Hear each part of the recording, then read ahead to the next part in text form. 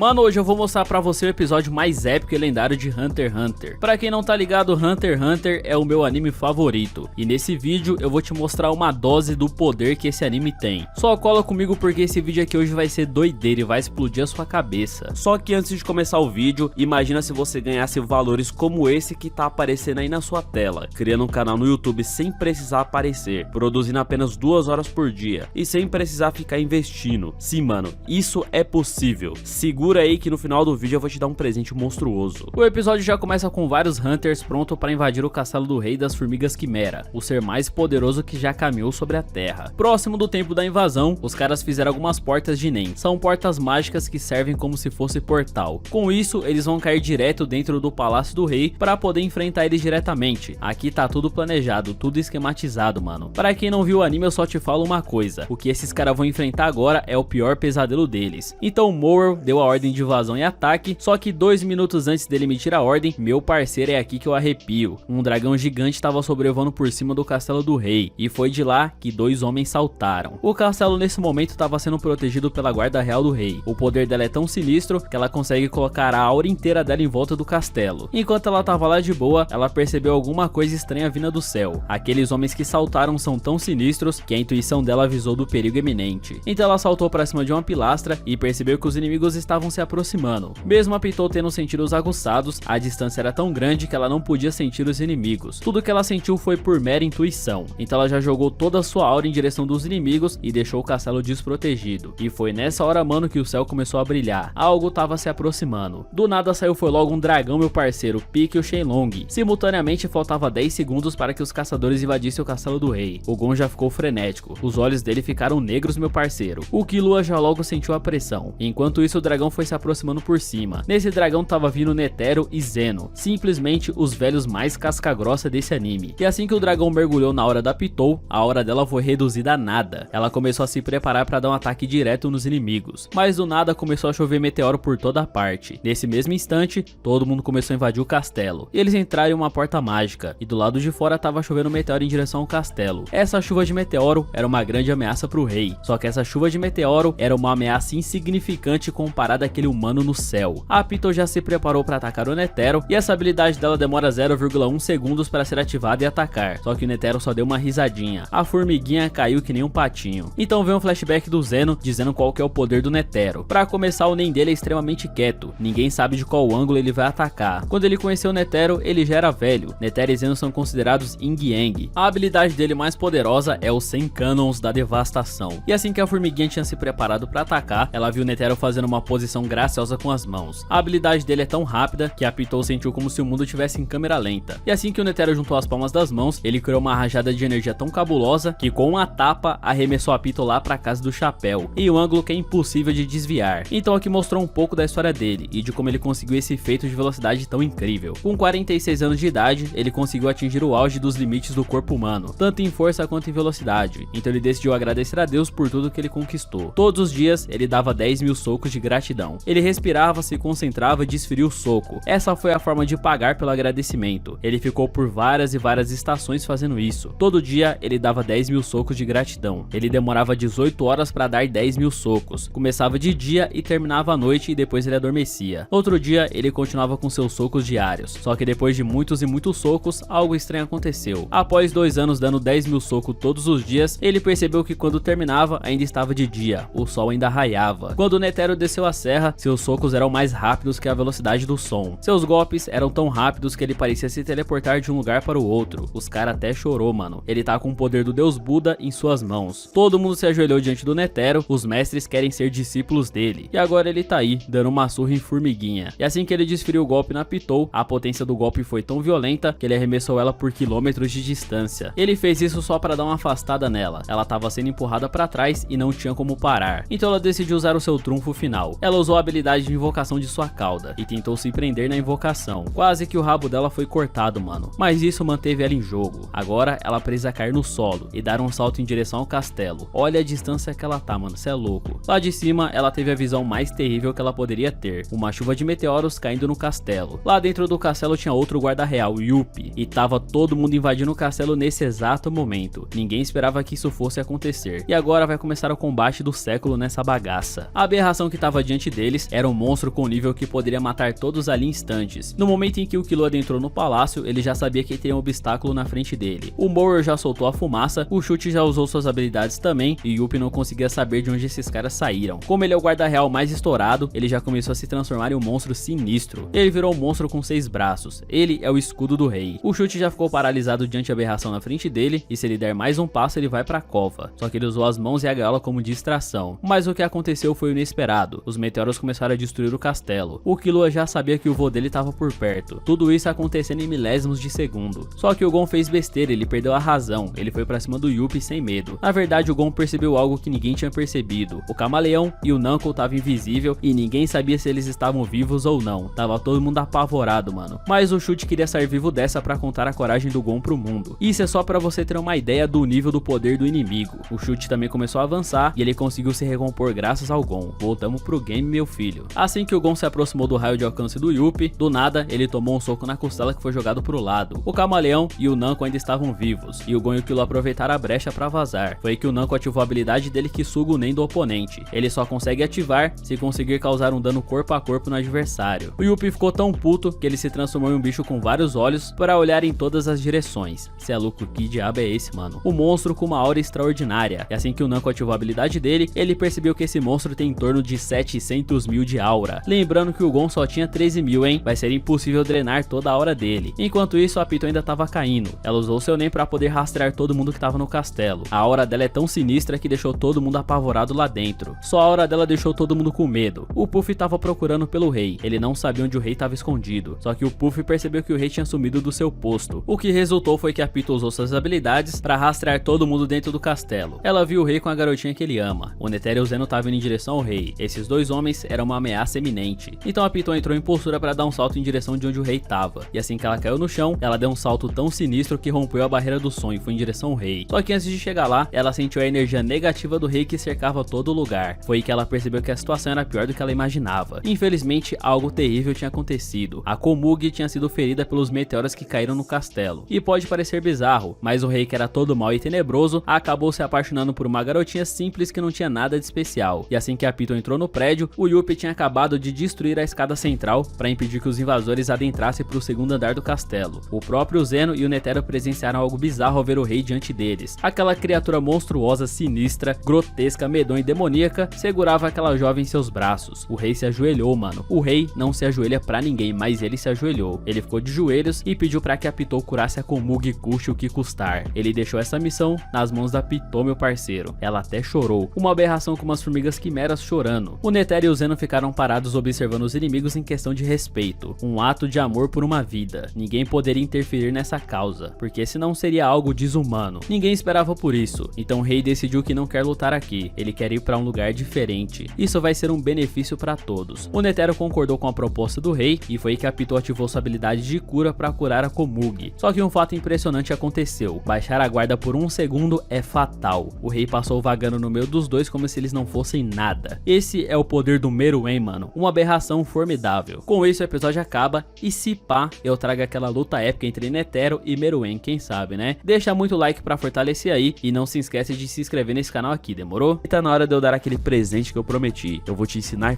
tudo. Como criar um canal no YouTube, como ganhar dinheiro com o canal no YouTube, como ter muita view e inscritos. Não é à toa que eu tenho uma dezena de canais de sucesso, porque eu sei o que eu tô fazendo, eu sei como viralizar. Então faz o seguinte, clica no link que tá na descrição, que eu preparei uma aula pra você. Assiste o vídeo que eu preparei pra você, porque logo logo ele vai sair do ar. Depois nem adianta ficar chorando. Então é isso, meu parceiro, o vídeo fica por aqui, falou e até a próxima.